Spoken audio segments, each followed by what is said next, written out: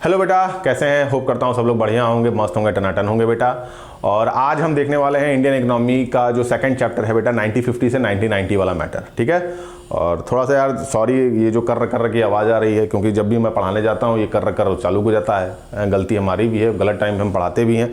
खैर, तो आज हम क्या देखेंगे बेटा? आज हम देखने वाले हैं 1950 से लेकर 1990 के बीच में क्या इंडियन इकोनॉमी का सिस्टम तैयार रहा, मतलब इंडियन इकोनॉमी की क्या कंडीशन रही बेटा। ठीक है। तो एज इट इज सबको पता है कि जब ब्रिटिशर्स आए थे तो ब्रिटिशर्स ने जाते समय हमारी इकोनॉमिक कंडीशन की एकदम ले ली थी। हमारी इकोनॉमिक कंडीशन क्या हो गई थी? हमारी इकोनॉमिक कंडीशन एकदम मतलब समझ लो कि एकदम कुएं में चली गई थी। ठीक है। हम पूरी तरीके से क्या हो गए थे? नील डाउन हो गए थे। एग्रीकल्चर को पूरी तरीके से इन्होंने खत्म कर दिया था। इंडस्ट्री के नाम पे एक आध दो ठो थी, उसके बाद से सर्विस सेक्टर के नाम पे कुछ था नहीं हमारे पास। ठीक है बेटा। तो अब हमको क्या चाहिए था? अब हमको चाहिए था अपनी इकोनॉमी को ऊपर ले जाने के लिए। ठीक। तो अपनी इकोनॉमी को आप कैसे ऊपर ले जा सकते थे? ठीक। तो इकोनॉमिक स्ट्रक्चर, जो भी उस समय जो लीडर हुआ करते थे या जो लीडर थे, उन्होंने सोचा कि हम अपनी इकोनॉमी को कैसे बूस्ट करें। भाई ऑब्वियस सी बात है, अब हम आज़ाद हो चुके थे तो अब हमको आगे की तरफ बढ़ना था। पीछे के तो जो पास में बीत गया उससे हमको तो कोई मतलब था नहीं। तो अब हमको ये देखना था कि हम अपनी इकोनॉमी को कैसे आगे की तरफ लेके जाएं। अब दूसरी जो कंट्रीज थे उनसे हम कैसे आगे की तरफ लेके जाएं और कैसे हम उनसे हाथ से हाथ, पैर से पैर, लात से लात मिला के आगे चलें। ठीक है बेटा। तो अब इसमें देखो, इकोनॉमिक स्ट्रक्चर के बारे में बात हुई थी, इकोनॉमिक इकोसिस्टम के बारे में बात हुई थी। अब इस इकोनॉमिक सिस्टम में क्या हो रहा था बेटा कि दो तरह की इकोनॉमी तो हमको दिख रही थी कि दो इकोनॉमी पे हम काम कर सकते थे। पहला तो था बेटा कैपिटलिस्ट इकोनॉमी। पहला क्या था बेटा? कैपिटलिस्ट इकोनॉमी था। अब ये कैपिटलिस्ट क्या होते हैं बेटा? कैपिटलिस्ट इकोनॉमी वो इकोनॉमी होती है बेटा जहां पे वो गुड्स तैयार होते हैं जो कंज्यूमर को बेचे जाते हैं on the basis of profit बेटा। किसके लिए बेटा? On the basis of profit के बेसिस पे इसको बेचा जाता है। मैं एक एग्जांपल देता हूं। मान लो कि मेरे पास एक कोई पेन है, एक मैं पेन तैयार करता हूं जो इनफाइनाइट टाइम तक चलती है। ठीक है बेटा। इनफाइनाइट टाइम तक चलती है, उसमें कुछ रिफिल वगैरह नहीं डालने की जरूरत है। उसको एक बार आप इस्तेमाल करिए, मतलब एक बार खरीद लीजिए और जिंदगी भर के लिए चलाइए। ठीक है बेटा। फिर आप क्या करते हैं? अगर कैपिटलिस्ट इकोनॉमी की अगर हम बात करते हैं तो इस इकोनॉमी में इस पेन का दाम अगर 5 रुपया रखा जाए, 50 रुपया रखा जाए, 500 रखा जाए या 5000 रखा जाए तो इससे कोई दिक्कत नहीं थी। बात समझ में आई बेटा? कहने का क्या मतलब है कि कैपिटलिस्ट इकोनॉमी में हम कोई भी गुड तैयार करते तो कंज्यूमर बेसिस पे वो सिर्फ प्रॉफिट मेकिंग के प्रोसेस को वो ध्यान देता कि वो प्रॉफिट क्रिएट कर रहा है कि नहीं कर रहा है। मोस्ट ऑफ द होल्डिंग किसके पास थी बेटा? प्राइवेट सेक्टर्स के पास थी। किसके पास बेटा? प्राइवेट सेक्टर ही डिसीजन लिया करते थे कि कौन सी कमोडिटी तैयार करनी है जो हमको क्या दे बेटा? प्रॉफिट दे। दूसरी इकोनॉमी आती है बेटा, दूसरी इकोनॉमी आती है सोशलिस्ट इकोनॉमी बेटा, सोशलिस्ट इकोनॉमी। ठीक है बेटा। सोशलिस्ट इकोनॉमी वो इकोनॉमी थी जो सिर्फ पुअर सोसाइटी के लोगों के लिए देखी जाती है। किसके लिए बेटा? पुअर सोसाइटी या इकोनॉमिकली वीक सोसाइटी, इकोनॉमिकली जो वीक हैं उनके लिए ये तैयार किया जाता है। यहां पे सिर्फ क्या होता है बेटा? गवर्नमेंट का कंट्रोल होता है। किसका कंट्रोल होता है? गवर्नमेंट का कंट्रोल होता है प्राइस को डिसाइड करने के लिए। मतलब कि गवर्नमेंट डिसाइड करेगी कि क्या उसकी प्राइसिंग होगी। अब यही पेन अगर इस इकोनॉमी में बेची जाती, तो अगर गवर्नमेंट उसका दाम 5 रुपया रख दी तो वो 5 ही रुपए में जाएगा, उससे ज्यादा तुम चार्ज नहीं कर सकते थे। ठीक है बेटा। तो कहने का मतलब क्या कि दोनों में ये डिफरेंस था कि कैपिटलिस्ट इकोनॉमी प्रॉफिट से रिलेटेड थी और ऐसे कंज्यूमर गुड्स को तो वो तैयार कर रहे थे जो उनको क्या दे बेटा? प्रॉफिट दे। और इस पर पूरा का पूरा control, most of the control किसके पास था? प्राइवेट्स के पास था। ठीक। फिर एक तीसरी इकोनॉमी के बारे में सोचा गया। अब वो तीसरी इकोनॉमी क्या थी बेटा? हमारे आते हैं चचा जान, नेहरू जी, गुलाब वाले। वो बात करते हैं बेटा किसकी? वो बात करते हैं मिक्स्ड इकोनॉमी। किसकी बात करते हैं बेटा? मिक्स्ड इकोनॉमी की बात करते हैं। अब मिक्स्ड इकोनॉमी में क्या बात कर रहा था? मिक्स्ड इकोनॉमी में वो बात कर रहा था कि अब ये बताओ कि हमारी इकोनॉमी में तो हर वो चीज अवेलेबल है कि तुम एक सिंगुलर प्राइस पे भी तो खरीद सकते हो। एक कोई सामान तुम अगर 5 रुपए का खरीदते हो तो दूसरा कोई सामान तुम 1500 का भी तो खरीद सकते हो। मैं एक एग्जांपल देता हूं कि हमारे यहाँ एक जीन्स, क्या बेटा? हमारे यहाँ एक जीन्स जो होती है वो 500 की भी मिलती है बेटा, और 5000 की भी मिलती है, और 50,000 की भी मिलती है ना बेटा। एक कोई अगर कार लेने गया तो कार का दाम 5 लाख भी है बेटा, और 50 लाख भी है बेटा, और 5 करोड़ भी है बेटा। तो कहने का मतलब क्या है बेटा कि हमारी इकोनॉमी दोनों ही तीनों ही मैटर्स पे चलती है, जहां पे अमीर भी हैं, गरीब भी हैं, और गरीब के साथ मिडिल क्लास के लोग भी हैं। ठीक है बेटा। तो मिक्स्ड इकोनॉमी में ये हमको देखना था कि इकोनॉमिकली स्ट्रक्चर्स को हम कैसे तैयार करें, इस हिसाब से हम तैयार करें कि हम हर ग्रुप्स के लोगों के बारे में सोच सकें। भाई हमारे यहाँ 500 का भी हेडफोन मिलता है, 23,000 का भी हेडफोन मिलता है कि नहीं मिलता है? अगर तुम एक बोट का हेडफोन लेने जाओ तो वो तुमको 2,000 का मिलेगा। ठीक है, मिलेगा कि नहीं मिलेगा ब्लूटूथ वाला।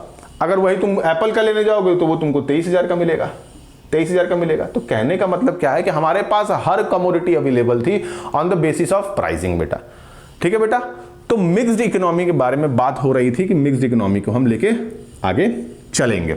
ठीक, फिर इन्होंने क्या किया कि फिर इन्होंने डिसाइड किया कि हम क्या करते हैं कि हम कुछ एक सिनेरियो तैयार करेंगे या प्लान्स तैयार करेंगे जिससे हम क्या कर सके, अपनी इकोनॉमी को अपर की तरफ ले जा सके। तो इन्होंने क्या डिसाइड किया, प्लान तैयार करने की कोशिश की। 90s 50s में पीएम के साथ कुछ उसके चेयरपर्सन लोग थे, उन्होंने प्लान का एक स्ट्रक्चर तैयार किया जिसमें वो बात कर रहे थे 5 साल देने की, मतलब कि 5 ईयर प्लान क्रिएट करना था हमको। क्या करना था बेटा? 5 ईयर प्लान क्रिएट करना था। इस 5 ईयर प्लान में हमको अपने इकोनॉमिक स्ट्रक्चर को ऊपर की तरफ लेके जाना था, मतलब कि अपनी इकोनॉमी को हमको क्या करना था बेटा? बूस्ट करना था। तो डिफरेंट कैटेगराइज करना था कि हर कैटेगरी के चीजों को हम क्या कर सके बेटा? ऊपर ले जा सकें, चाहे वो एग्रीकल्चर से हो, चाहे वो इंडस्ट्री से हो, चाहे वो सर्विस सेक्टर से रहा हो। ठीक है बेटा। तो कहने का मतलब क्या हो गया कि इस 5 ईयर प्लान में हम तीनों ही सेक्टर की बात कर रहे थे, एग्रीकल्चर की बात कर रहे थे, हम इंडस्ट्री सेक्टर की बात कर रहे थे, हम सर्विस सेक्टर की बात कर रहे थे। तो इन तीनों ही सेक्टर को हमको ऊपर लेके जाना था। दूसरी तरफ ये जो प्लान आया था, ये प्लान सोवियत यूनियन के यूनिशियल्स जो प्लान थे उनसे इंस्पायर होकर ये लिया गया था। ठीक है बेटा। ठीक। दूसरा एक बात हमेशा याद रखना बेटा कि 5 ईयर प्लान में ये नहीं कहा गया था कि 5 साल में एकदम बारूद बना देंगे, एक बार लॉन्च किए तो एकदम हो गया। नहीं बेटा, ये जो प्लान तैयार हो रहे थे ये इस सिनेरियो पे तैयार हो रहे थे कि इनका रिजल्ट 20 से 25 ईयर्स के बीच में हमको दिखेगा, मतलब कि 20 से 25 साल के बीच में इसका हमको रिजल्ट देखने को मिलता। ठीक। वहीं पे दूसरी तरफ ये भी बात हो रही थी कि प्लान्स जो थे बेटा ये कॉन्फ्लिक्टेड थे। प्लान्स जो तैयार हो रहे थे ये कॉन्फ्लिक्ट भी क्रिएट कर रहे थे। अब ये कॉन्फ्लिक्ट कैसे क्रिएट कर रहे थे बेटा? आप जैसे मान लो कि अगर प्लान में ये डिसाइड किया गया कि टेक्नोलॉजी को हम अपग्रेड करेंगे, टेक्नोलॉजी को हम ऊपर की तरफ लेके जाएंगे, बट वहीं पे अगर अनएम्प्लॉयमेंट की सिचुएशन है तो टेक्नोलॉजी तो काम वहीं पे काम 25 हो गया आपका। मतलब एक तरफ तुम टेक्नोलॉजी के बारे में बात कर रहे हो और तुम्हारे लोगों को नौकरी नहीं मिल रही है, दूसरी तरफ अगर तुम नौकरी देने की बात करोगे तो टेक्नोलॉजिकली तुम पीछे हो जाओगे। तो प्लान इस हिसाब से तुमको तैयार करने थे कि तुम या तो एक सेक्टर को ऊपर ले जा सको या तो फिर दूसरे सेक्टर्स पे तुम ध्यान ना दो।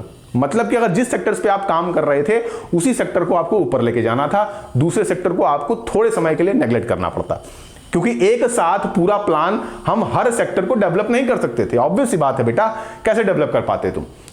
तुमको डेवलप कर ही नहीं पाते। कैसे डेवलप कर पाते? अगर एग्रीकल्चर पे तुम रहते, तुम्हारे पास इतनी करेंसी नहीं थी, तुम्हारा इकोनॉमिकली इतने तुम ज्यादा मतलब कि आगे नहीं थे कि तुम हर सेक्टर्स को अलग अलग डेवलप कर पाओ या एक साथ डेवलप कर पाओ। ठीक है। तो तुम क्या करते थे कि पहले 5 ईयर प्लान तुमने ये डिसाइड किया कि चलो ठीक है हम एग्रीकल्चर पे काम करेंगे, एग्रीकल्चर को हम ऊपर की तरफ लेके जाएंगे। फिर तुमने 5 साल डिसाइड किया कि हम इंडस्ट्री पे काम करेंगे, इंडस्ट्री को आगे की तरफ लेके जाएंगे। फिर तुमने डिसाइड किया कि 5 साल हम सर्विस पे काम करेंगे, हम सर्विस सेक्टर को आगे की तरफ लेके जाएंगे। तो कहने का क्या तात्पर्य हुआ? कहने का तात्पर्य हुआ कि प्लान्स ये डिसाइड कर रहे थे कि हम किसी भी चीज को कैसे आगे की तरफ लेके जाएं, किसी एक सेक्टर को हम कैसे आगे की तरफ लेके जाएं। दूसरी तरफ ये प्लान्स कॉन्फ्लिक्ट क्रिएट कर रहे थे, क्योंकि अगर एक सेक्टर को तुम ऊपर लेके जाते, एक सेक्टर को अगर ऊपर के लेके जाते तो दूसरा सेक्टर ऑब्वियस सी बात है उससे थोड़ा सा नील डाउन तो होना ही था। अगर मैं बात करूं कि तुम अगर बात करते टेक्नोलॉजी को, मैंने फिर से बताया था, फिर बता रहा हूं, टेक्नोलॉजी को अपग्रेड करने के लिए तो ऑब्वियस सी बात है बेटा अनएम्प्लॉयमेंट की सिचुएशन तो क्रिएट होगी ही होगी, अनएम्प्लॉयमेंट तो आएगा ही आएगा। तो कहने का क्या मतलब हुआ? कहने का मतलब तो ये हुआ कि एक सेक्टर को ही तुम डेवलप कर सकते थे एट अ टाइम। दूसरी तरफ प्लान कभी ये डिसाइड नहीं करते थे कि कौन सा गुड्स और सर्विस को तैयार करना है, कौन सी गुड्स एंड सर्विस को तैयार करना है। ये तो डिपेंड कर रहा था मार्केट पे ना भाई, जो हमको इच्छा होगी वो हम खरीदेंगे। प्लान कैसे डिसाइड कर देगा कि हम क्या खाना चाहते हैं? ठीक है। हमारा तो यही था कि हमको जो खाना है वो मिलना चाहिए, उसमें डेवलपमेंट होना चाहिए था। बात समझ में आई कि नहीं समझ में आई? अब प्लान का मतलब क्या हुआ बेटा, इन प्लान का तो चलो ठीक है 90s 50s में आ गए, 90s 50s में आने के बाद क्या हुआ कि भाई पीएम थे, चेयरपर्सन मिलके इन्होंने प्लान को डिसाइड कर लिया, ठीक है बेटा। अब प्लान का असली मोटिव क्या था? प्लान का असली मोटिव ये था बेटा, पहला मोटिव आता है ग्रोथ का बेटा, पहला मोटिव आता है किसका बेटा? ग्रोथ का, कि पहले हमको ग्रोथ चाहिए भैया, पहले हमको क्या चाहिए? ग्रोथ चाहिए। 5 भागों 3-4 भागों में इसको डिवाइड किया गया, ग्रोथ में, मॉडर्नाइजेशन में, सेल्फ रिलायंस में, इक्विटी में। बात समझ में आई कि नहीं समझ में आई? तो ग्रोथ का मतलब क्या कि हर सेक्टर्स को आगे ले जाइए, ठीक है। ईच एंड एवरी सेक्टर्स जो थे आपके, जो बेनिफिशियल सेक्टर थे, ईच एंड एवरी सेक्टर जो बेनिफिशियल सेक्टर थे, जो क्या थे बेटा? बेनिफिशियल सेक्टर्स थे, इनको ऊपर की तरफ बेनिफिशियल सेक्टर्स थे, इनको ऊपर की तरफ लेके जाना था। मतलब कि हम जिस भी सेक्टर में काम कर रहे हैं उस पर ग्रोथ होनी चाहिए, चाहे एग्रीकल्चर हो, चाहे इंडस्ट्रियल हो, चाहे सर्विस हो, ठीक है। तो हम ग्रोथ की बात करेंगे, यहां पे हम अपनी ऊंचाइयों को छूने की बात करेंगे, चाहे वो किसी भी सेक्टर की बात हो। दूसरा बेटा बात हो रही थी मॉडर्नाइजेशन की, मॉडर्नाइजेशन की बात हो रही थी। मॉडर्नाइजेशन का मतलब क्या हो गया? या तो आप टेक्नोलॉजी का इस्तेमाल करिए, या तो आप टेक्नोलॉजी का इस्तेमाल करिए, या तो लेबर इंटेंसिव, दोनों को ही आप यूज कर सकते थे। बट कोशिश यही रहती है कि आप क्या करिए? टेक्नोलॉजी का इस्तेमाल करिए। टेक्नोलॉजी से क्या होगा कि बेटा कि लोगों के अंदर इफिशियंसी आएगी काम को करने के लिए, और वो ज्यादा काम भी करेंगे। ऑब्वियस सी बात है बेटा, अगर टेक्नोलॉजिकली आप अपग्रेडेड हैं, आज के जमाने में अगर आपको टेक्नोलॉजी नहीं आती है तो आपका तो काम 25, कोई पूछेगा नहीं आपको। तो उस जमाने में भी तो ये थे कि आप टेक्नोलॉजी को जितना कोशिश कर सके आप उसको आप डिफरेंट सेक्टर्स में यूज कर सके, ताकि उसका ग्रोथ बहुत तेजी से हो। दूसरा, टेक्नोलॉजी के साथ वुमेन इंपावरमेंट की बात हो रही थी। वुमेन इंपावरमेंट, खाली यही बात नहीं हो रही थी कि खाली तुम क्या करोगे? टेक्नोलॉजी का इस्तेमाल करो। वुमेन्स भी तो हमारी पीछे थी बेटा, औरतें भी तो हमारी पीछे थी, इनको भी ऊपर लेके जाना था, इनको भी डिफरेंट सेक्टर्स में क्या कराना था? हमको काम कराना था, चाहे वो बैंकिंग रहा हो, चाहे वो तुम्हारा कम्युनिकेशन रहा हो, चाहे वो तुम्हारा कोई भी अलग सेक्टर रहा हो, चाहे इंडस्ट्री रही हो, इन सब में हमको वुमेन की इक्वालिटी और वुमेन एम्पावरमेंट की बात करनी थी। मतलब कि हम औरतों को ऊपर की तरफ लेके जाएं, क्योंकि ऑब्वियस सी बात है बेटा ये सप्रेस हुई थी। उसके बाद से बात हो रही थी सेल्फ रिलायंस की। उसके बाद किसकी बात हो रही थी बेटा? सेल्फ रिलायंस की बात हो रही थी। सेल्फ रिलायंस का, जिसको आज के जमाने में कहा जाता है आत्मनिर्भर। हम कहते हैं ना कि हम आत्मनिर्भर हैं। आत्मनिर्भर भारत की बात अभी से नहीं हो रही है, आत्मनिर्भर भारत की बात अभी से नहीं हो रही है, ये बात 1950 से हो रही है बेटा। कि हम क्या कर रहे थे कि कमोडिटीज, मतलब कि जो सामान थे बेटा वो बाहर से मंगाया करते थे। हम जो सामान क्या कर रहे थे वो बाहर से तो मंगा रहे थे हम। भाई यूएस की अगर हम बात करें तो हम यूएस से क्या कर रहे थे? हम सप्लाई कर रहे थे किसका बेटा? फूड्स का सप्लाई कर रहे थे। किसके लिए? क्योंकि भाई हमारा तो एग्रीकल्चर सेक्टर की एकदम धज्जियां उड़ी हुई थी। तो हम ये कोशिश कर रहे थे कि हम सेल्फ रिलायंस बने। किसमें बेटा? कि जो हम प्रोड्यूस कर सकते हैं, उसमें तो हम कम से कम सेल्फ रिलायंस बने। अगर हम कपड़ा बना सकते थे, अगर हम खाना बना सकते थे, तो हम कम से कम उसमें तो सेल्फ रिलायंस बने, आत्मनिर्भर बने। दूसरा, अगर जो हम प्रोड्यूस कर रहे हैं कम से कम उसका इंपोर्ट तो हम ना करें। भाई अगर हम वो पैसा, अगर जो हम, तुमको अगर पता है कि तुम खाना अच्छा बना लेते हो, तुम अच्छा खाना खा लेते हो, यानी कि तुम उस पे काम में माहिर हो, तो तुमको उसके बाहर की तो जरूरत है नहीं, तो तुम उसके लिए इंपोर्ट क्यों करोगे? ऑब्वियस सी बात है बेटा, तुम इंपोर्ट क्यों करोगे उस सामान के लिए? तुम सामान अगर तुम अपने घर में बना सकते हो तो तुम बाहर जाने की जरूरत तो है नहीं। अगर समोसा तुम घर में बना के खा सकते हो तो तुमको क्या जरूरत है बाहर मार्केट समोसा खाने की? तो ये बात हो रही थी। दूसरा एक और बात थी, क्योंकि हम डरे हुए थे किससे बेटा? फॉरेन मार्केट से हम डरे हुए थे, ठीक है बेटा। क्योंकि फॉरेन मार्केट के नाम से ही तो ब्रिटिशर्स आए थे, फॉरेन मार्केट के नाम से तो हमारी हवा टाइट थी भाई। वो आए थे ट्रेड ही करने, बढ़िया से ले लिए एकदम। तो यहां भी यही हुआ बेटा, हम डरे हुए थे कि हम क्या करेंगे, अगर सेल्फ रिलायंस, अगर हम खुद आत्मनिर्भर नहीं बनेंगे और हम किसी दूसरे पर डिपेंड हो जाएंगे तो वो भी आएगा तो यही काम करेगा। तो यहां के मार्केट में डर भी था। उसके बाद से इक्विटी की बात हो रही थी, इक्वालिटी की बात हो रही थी।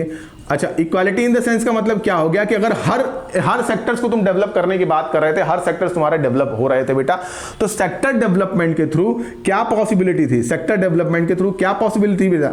कि हर ग्रुप भी डेवलप करे उसके साथ। सेक्टर डेवलपमेंट के साथ क्या हो, हर ग्रुप जो है, ग्रुप्स भी हैं, वो भी क्या करें? डेवलपमेंट करें, वो भी डेवलप करें। चाहे वो एक छोटी जाति का हो, चाहे वो एक बड़ी जाति का हो, चाहे वो किसी कास्ट से हो, किसी रीजन से हो, किसी रिलीजन से हो, उससे हमको मतलब नहीं था। हमको ये मतलब था कि हम ओवरऑल डेवलपमेंट की बात कर रहे थे। हम पूरी तरह से पूरे ओवरऑल डेवलपमेंट की बात कर रहे थे, चाहे वो ह्यूमन रिसोर्स पे हो, चाहे वो नॉन ह्यूमन रिसोर्स पे हो, ठीक है बेटा। तो तो इक्विटी के नाम पे ये हमको 3-4 चीजें मिली जो हमको करनी थी, कि इसमें बेटा प्लान्स में करनी थी। अब देखो प्लान का स्ट्रक्चरल फॉर्मेशन क्या हुआ बेटा। देखो इसमें स्ट्रक्चरल कंपोजिशंस के बारे में कभी कभी बात कर देता है कि स्ट्रक्चरल कंपोजिशन क्या होता है। स्ट्रक्चरल कंपोजिशंस का मतलब हो गया कि तीनों सेक्टर के डेवलपमेंट की वजह से हमारी जीडीपी बढ़ती है। ऑब्वियस सी बात है बेटा, जीडीपी का मतलब हो गया क्या, जीडीपी का मतलब हो गया कि ग्रॉस डोमेस्टिक प्रोडक्ट, तुम्हारे इकोनॉमी में क्या तैयार हो रहा है, कितना तैयार हो रहा है। कोई भी गुड्स एंड सर्विसेज तुम इकोनॉमी में बन रही है, वो अगर इकोनॉमी में ज्यादा बनेगी, ज्यादा लोग खाएंगे तो जीडीपी ज्यादा होगी, अगर कम बनेगी, कम खाएंगे तो जीडीपी हमारी कम होगी, अगर शुद्ध भाषा में बोला जाए तो। इसमें तीनों ही सेक्टर तो है बेटा, इसमें एग्रीकल्चर भी है, इसमें इंडस्ट्री भी है, इसमें सर्विस भी है।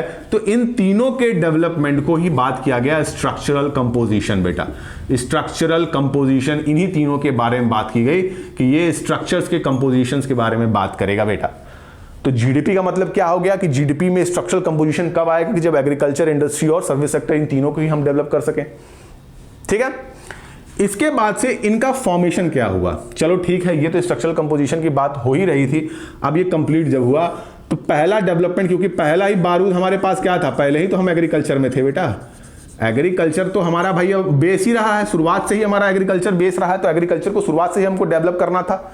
ठीक, तो एग्रीकल्चर में क्या हुआ, क्योंकि 1950 के पहले जमींदारी सिस्टम था बेटा, जमींदारी सिस्टम था, जमींदारी सिस्टम था बेटा, जिसको जागीरदार भी कहते हैं। ठीक है, जागीरदार सिस्टम था। तो इसको सबसे पहले क्या करना था, खत्म करना था।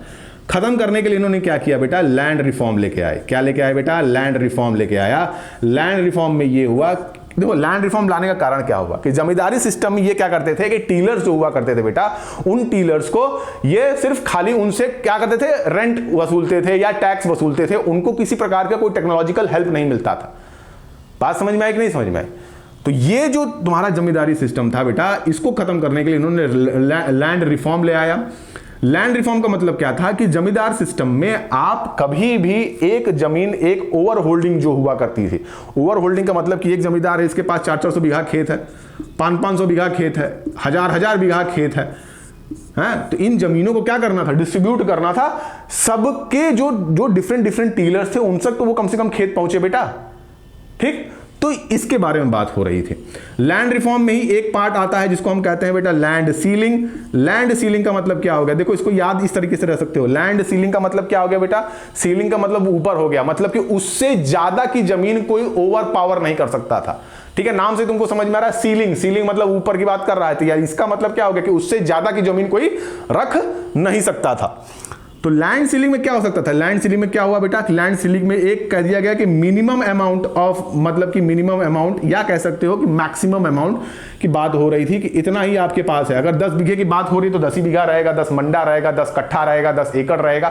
तो एक इनिशियल अमाउंट आपकी जमीन आपके पास रहनी चाहिए, उससे ज्यादा आप नहीं ले सकते हैं।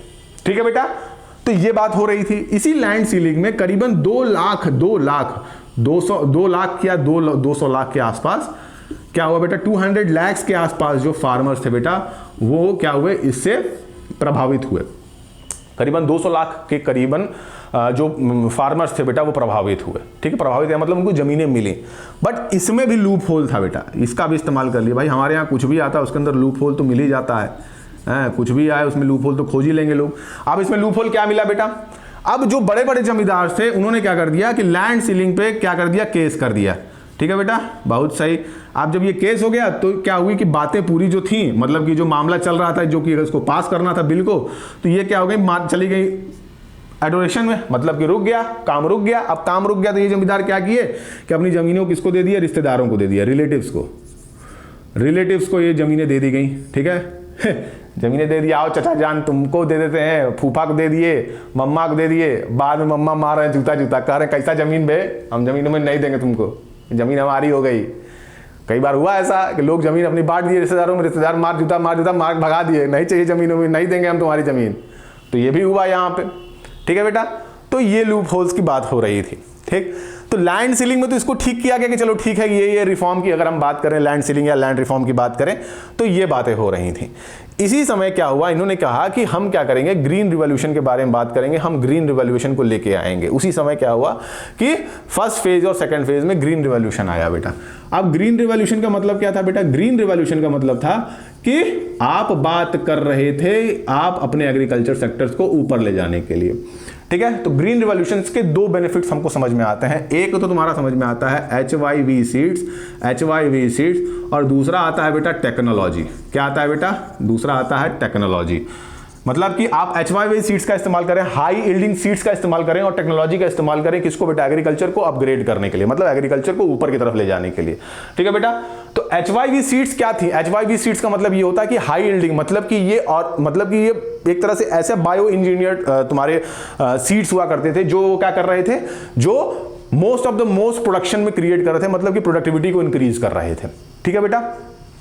अब देखो HYV सीड्स जो थे बेटा, HYV सीड्स की वजह से हमको दो तीन जगह, मतलब कि अगर हम बात करें पंजाब की बात करें, अगर हम तमिलनाडु की बात करें बेटा, तमिलनाडु की बात करें बेटा, और केरला और की साइड भी जा सकते हो, केरला उड़ीसा हो गया बेटा, उड़ीसा हो गया, यहाँ पे हमको वीट का प्रोडक्शन बहुत ज़्यादा देखने को मिला बेटा, वीट का प्रोडक्शन बहुत ज़्यादा देखने को मिला, वीट का प्रोडक्शन बहुत ज़्यादा हो रहा था, ठीक है बेटा, वीट का प्रोडक्शन भी ज़्यादा था।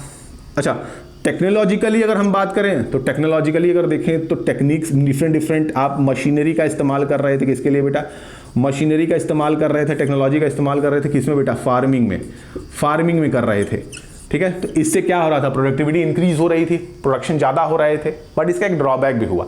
HYV सीड्स क्या थे बेटा, ये काफ़ी ज़्यादा किसके लिए, प्रॉन थे, किसके लिए प्रॉन थे बेटा, प्रॉन थे किसके लिए, ये प्रॉन थे बेटा पेट्स के लिए, मतलब कि पेट्स लग जाते थे और इंसेक्ट्स लग जाते थे, किसके लिए प्रॉन थे बेटा, ये पेट्स के लिए थे और इंसेक्ट्स पे लग जाते थे। अगर इन पे एक बार लगा काम 25, तुरंत खेत साफ।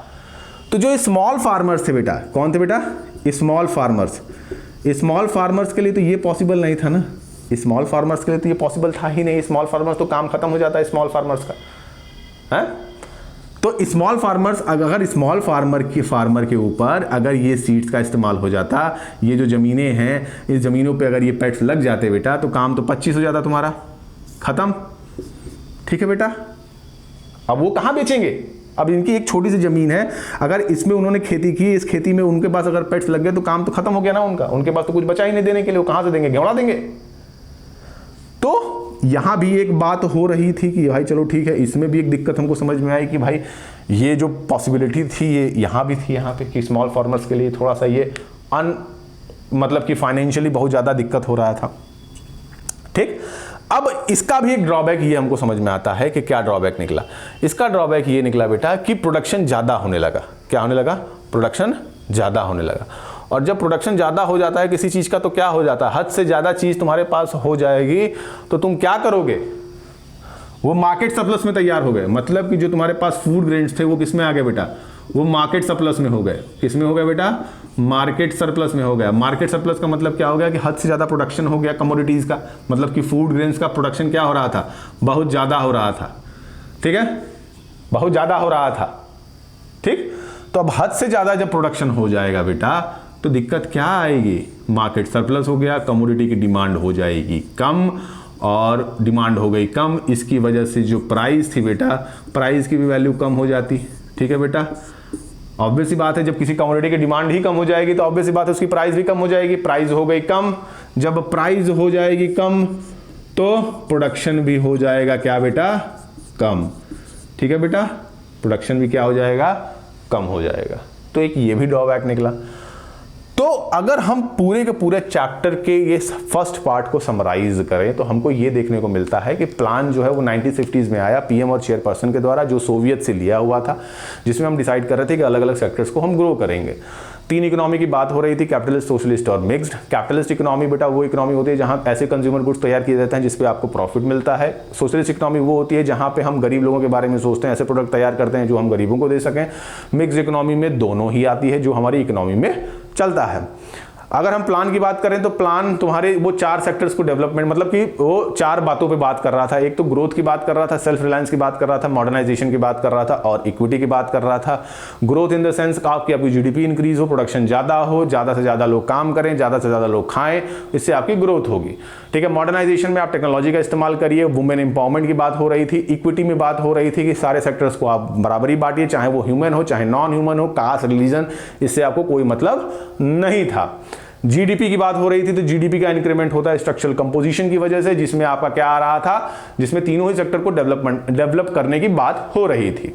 ठीक है बेटा, सेल्फ रिलायंस का मतलब आत्मनिर्भर हो गया, आप ऐसे प्रोडक्ट्स को तैयार करिए जो आप बना सकते हैं, जो आपको बाहर से मंगाने की जरूरत ना हो।